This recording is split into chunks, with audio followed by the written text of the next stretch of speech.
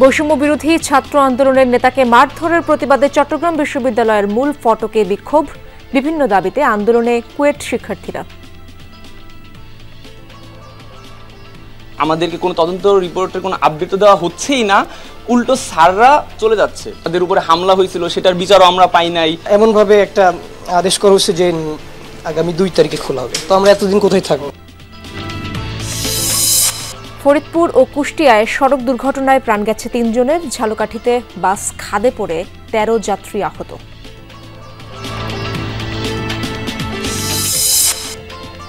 এক যুগেও সন্ধান মেলেনি নাটোরের অপহৃত 5 যুবকের। আইন শৃঙ্খলা বাহিনীর পরিচয়ে তুলে নেয়ার পর থেকে প্রতীক্ষায় স্বজনরা।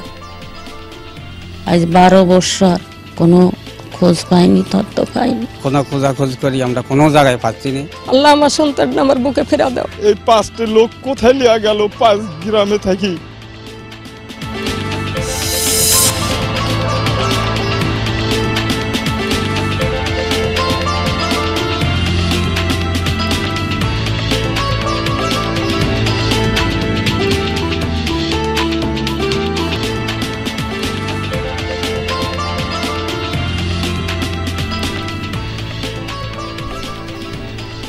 আমন্ত্রণ সংবাদ সারা দেশে আপনাদের সঙ্গে আছি আমি ইশরাত জাহান। এতক্ষণ শিরোনাম দেখছিলেন, এবার বিস্তারিত খবর।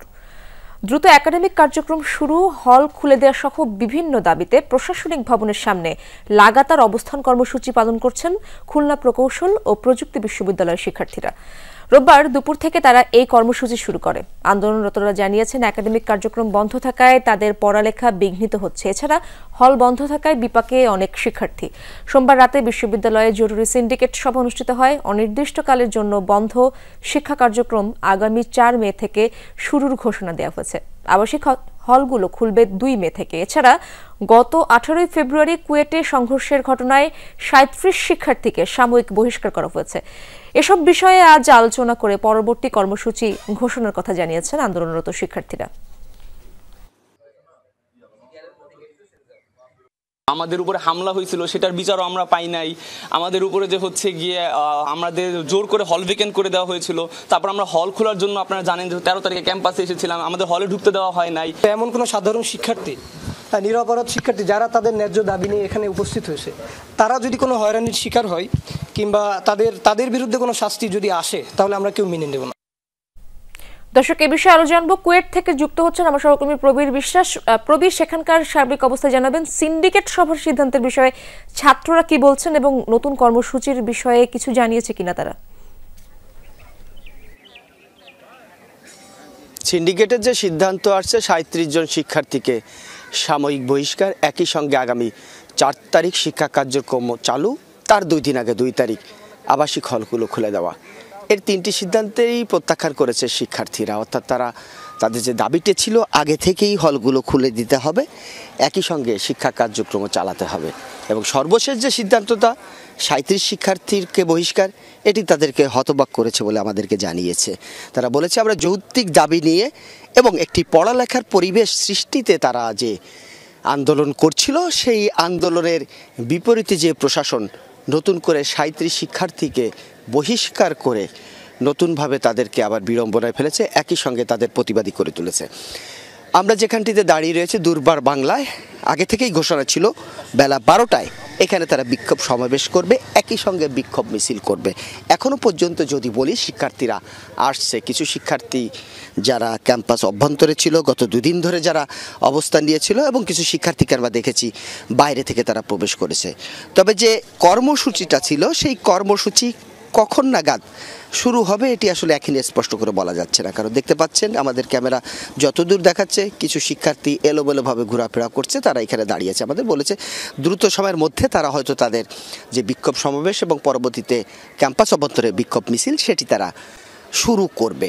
এবং এরপরে নতুন কোনো সিদ্ধান্ত আসবে কিনা সেটি আসলে তারপরেই জানা যাবে। অর্থাৎ তারা যে অবস্থান কর্মসূচি পালন করছিল হল খুলে দেওয়ার দাবিতে, বিশ্ববিদ্যালয়ে শিক্ষা কার্যক্রম খুলে দেওয়ার দাবিতে, তার সঙ্গে 37 জন শিক্ষার্থী যে বহিষ্কার, নতুনভাবে কী ধরনের তারা সিদ্ধান্তে আসবে, কী ধরনের প্রতিবাদ করবে, কী ধরনের কর্মসূচিতে আসবে, সেটি আসলে তারা বলার পর আমরা জানাতে পারবো। ইশরাত, ধন্যবাদ আপনাকে প্রবীর। সেই খবরগুলো আপনার মাধ্যমে জেনে নেব পরবর্তীতে। বৈষম্য বিরোধী ছাত্র আন্দোলনের এক নেতাকে মারধরের প্রতিবাদে চট্টগ্রাম বিশ্ববিদ্যালয়ের মূল ফটকে তালা দিয়ে বিক্ষোভ করছেন শিক্ষার্থীরা। প্রশাসনের আশ্বাসে 10 ঘণ্টা পর তালা খুলে দেন বিক্ষুব্ধরা। গতরাতে মূল ফটকে তালা দেওয়ার পর সকাল থেকে সেখানে অবস্থান নেন শিক্ষার্থীরা। আন্দোলনকারীরা জানান, সোমবার রাতে বিশ্ববিদ্যালয়ের সংলগ্ন রেল ক্রসিং এলাকায় বৈষম্য বিরোধী ছাত্র আন্দোলনের নেতা সুলতানুল আরেফিনকে মারধর করে দুর্বৃত্তরা। ঘটনাটি তখনই বিশ্ববিদ্যালয় প্রশাসনকে জানালেও তারা কোনো ব্যবস্থা নেয়নি, অভিযোগ ক্ষুব্ধ শিক্ষার্থীদের। পরে রাতেই মূল ফটকে তালা দেন তারা। ঘটনার সাথে জড়িতদের দৃষ্টান্তমূলক শাস্তির দাবিতে চলে বিক্ষোভ। মূল ফটকে তালা দেয়ায় সকাল থেকে বিশ্ববিদ্যালয়ের ভেতরে থাকা কোনো যানবাহন বের হতে বা প্রবেশ করতে পারেনি। পরে বেলা 11:30টার দিকে প্রশাসন এই ঘটনায় জড়িতদের বিরুদ্ধে ব্যবস্থা নেওয়ার আশ্বাস দিলে তালা খুলে দেওয়া হয়। আমি বাইকে ছিলাম, তখন একটা সিএনজি হচ্ছে আমার পায়ের উপর দিয়ে তার ওই চাকাটা নিয়ে যায়।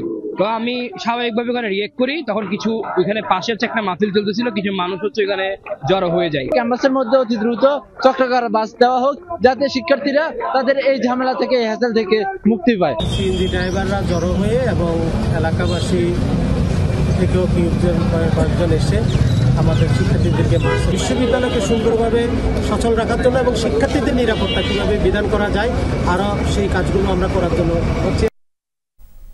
ফরিদপুর ও কুষ্টিয়ায় সড়ক দুর্ঘটনায় 3 জন নিহত হয়েছেন। পুলিশ জানায়, খুলনা থেকে তরমুজ বোঝাই একটি ট্রাক ঢাকা আসছিল। রাত 3:30টার দিকে ফরিদপুরের মধুখালী উপজেলার ঘোপঘাট এলাকায় পৌঁছালে নিয়ন্ত্রণ হারান চালক। মহাসড়কের পাশে একটি গাছের সাথে সজোরে ধাক্কা লাগে ট্রাকটির। ভেতরে আটকা পড়েন চালক ও হেলপার। খবর পেয়ে ফায়ার সার্ভিস ও পুলিশ প্রায় 2 ঘণ্টার চেষ্টায় গাড়ি থেকে 2 জনকে বের করে আনে। ঘটনাস্থলেই মারা যান হেলপার ফয়সাল খান। হাসপাতালে নেওয়া হলে চালককে মোহাম্মদ ইদ্রিসকে মৃত ঘোষণা করেন চিকিৎসক। এদিকে কুষ্টিয়ায় রাস্তা পার হওয়ার সময় ডাম্প ট্রাক চাপায় মারা গেছেন মসজিদের এক ইমাম। ঝালকাঠিতে একটি বাস খাদে পড়ে 13 যাত্রী আহত হয়েছেন। ভোর 5টার দিকে সদর উপজেলার ইছানিল এলাকায় হয় দুর্ঘটনা। পুলিশ জানায়, ঢাকা থেকে পিরোজপুরের ভান্ডারিয়ার দিকে যাচ্ছিল সাকুরা পরিবহনের একটি বাস। ইছানিল এলাকায় পৌঁছালে নিয়ন্ত্রণ হারিয়ে বাসটি খাদে পড়ে যায়। ভেতরে থাকা 13 যাত্রী আহত হন। পরে সেনাবাহিনী, পুলিশ ও ফায়ার সার্ভিসের সদস্যরা ঘটনাস্থলে গিয়ে আহতদের উদ্ধার করে ঝালকাঠি সদর হাসপাতালে নিয়ে যায়।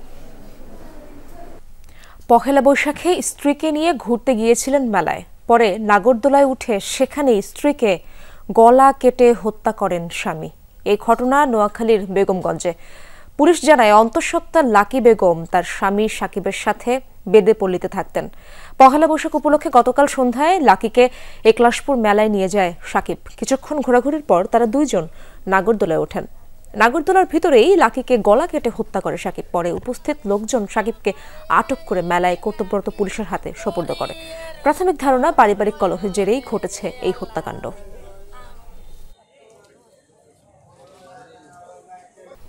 স্বজনদের চোখের জল আর দীর্ঘ প্রতীক্ষার অবসান হয়নি এখনো। দীর্ঘ 1 যুগেও সন্ধান মেলেনি নাটোরের বড়াই গ্রাম থেকে অপহৃত 5 যুবকের। তারা কি আদৌ বেঁচে আছে নাকি মারা গেছে তাও জানা নেই কারো। বর্তমান সরকারের কাছে অপহৃতদের খুঁজে পাওয়া সহ ঘটনাটির রহস্য উন্মোচনের দাবি ভুক্তভোগী পরিবারের। নাইম হোসেনের ক্যামেরায় আরও জানাচ্ছেন নাজমুল হাসান। 1 যুগ পার হলেও সন্তানের ছবি হাতে নিয়ে অশ্রুসিক্ত নাটোরের গুরুমশোল গ্রামের আনোয়ারা বেগম। 2013 সালের 19 মে রাতে মাইক্রোবাসে এসে ছেলে কামাল হোসেনকে বাড়ির পাশ থেকে আইনশৃঙ্খলা বাহিনীর পরিচয়ে তুলে নিয়ে যায় 10-12 জন অস্ত্রধারী। আজ 12 বছর কোনো খোঁজ পাইনি, তথ্য পাইনি। মায়ের সন্তান মা তো বুঝে, ছেলে হারালে যে কি বেতন। শুধু কামালই নয়, সে রাতেই ওই গ্রাম থেকে তুলে নিয়ে যাওয়া হয় দিনমজুর ইব্রাহিম তালুকদার ও পাশের মহিষভাঙ্গা গ্রামের তৈয়ব আলীকেও।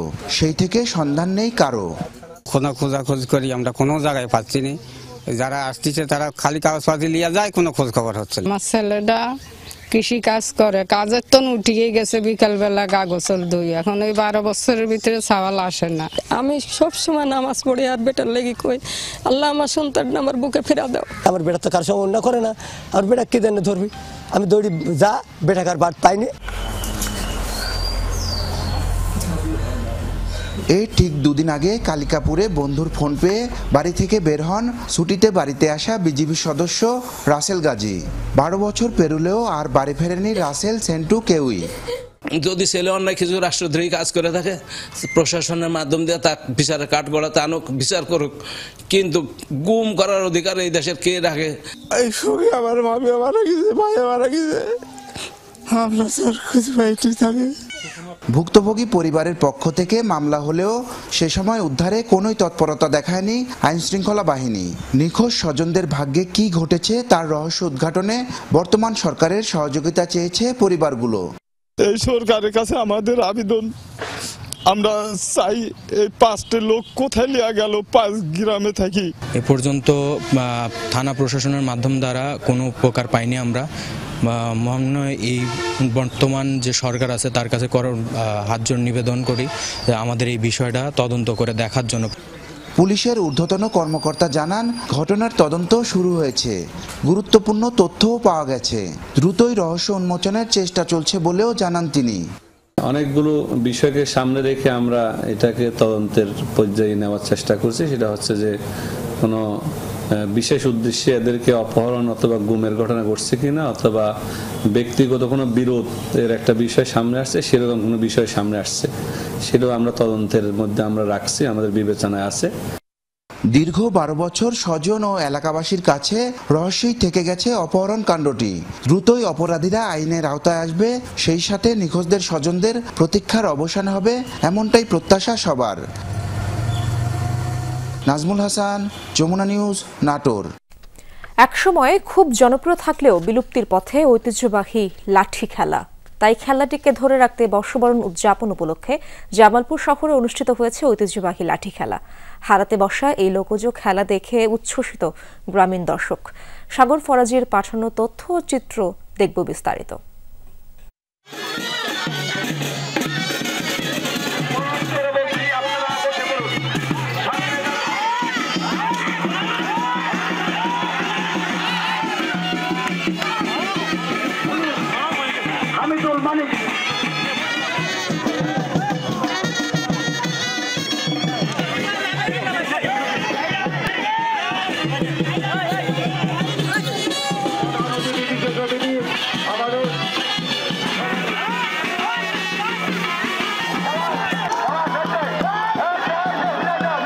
আমরা যখন ছোটো ছোটো তখন সারা এক মাস বড় খেলা হয়েছে, বুঝছেন? এখন তো খেলা নাই, এইবার বহুদিন পরে খেলা ছেলে মেয়েকে নিয়ে আসা, ওদেরকে মনে করেন পুরাতন ঐতিহ্যকে দেখানো। সবাই খুশি যে আমরা আগামীতে যে না এটা আরো ভালোভাবে চলে চলে।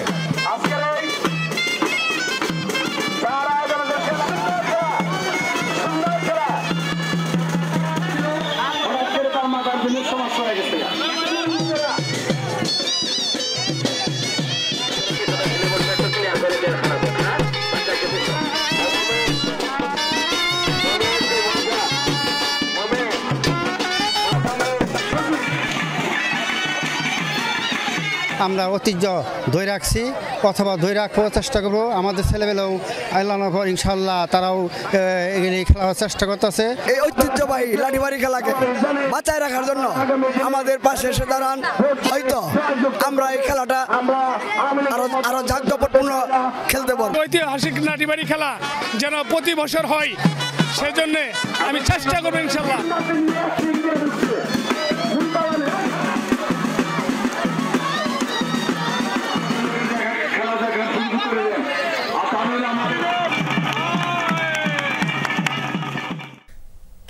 মাছের উৎপাদন ও সংরক্ষণ নিশ্চিতে আজ থেকে সমুদ্রে মাছ ধরায় 58 দিনের নিষেধাজ্ঞা শুরু হয়েছে। একই সময় নিষেধাজ্ঞা থাকবে বঙ্গোপসাগরের ভারতের জলসীমায়ও। জাল গুটিয়ে ডাঙায় ফিরে এসেছেন সব জেলেরা। ভারতীয়দের সঙ্গে মিলিয়ে সরকারের এমন সিদ্ধান্তে খুশি উপকূলের জেলে ও মাছ ব্যবসায়ীরা। এই নিষেধাজ্ঞা চলবে 11 জুন পর্যন্ত। নিষেধাজ্ঞা ভেঙে কোনো জেলে যেন মাছ ধরতে না যায় সে বিষয়ে তৎপর রয়েছে প্রশাসন। দর্শক, এ বিষয়ে আরো জানার চেষ্টা করবো। কক্সবাজারে যেতে চাই আমার সহকর্মী এহসান কুতুবী সেখানে রয়েছেন। এহসান, সেখানকার খবরাখবর জানাবেন, নিষেধাজ্ঞা কার্যকরে প্রশাসনের পক্ষ থেকে কোনো ধরনের পদক্ষেপ কি চোখে পড়ছে কিনা, এবং জেলেদের যে খাদ্য সহায়তা দেওয়ার কথা রয়েছে তা দেয়া শুরু হয়েছে কিনা জানাবেন।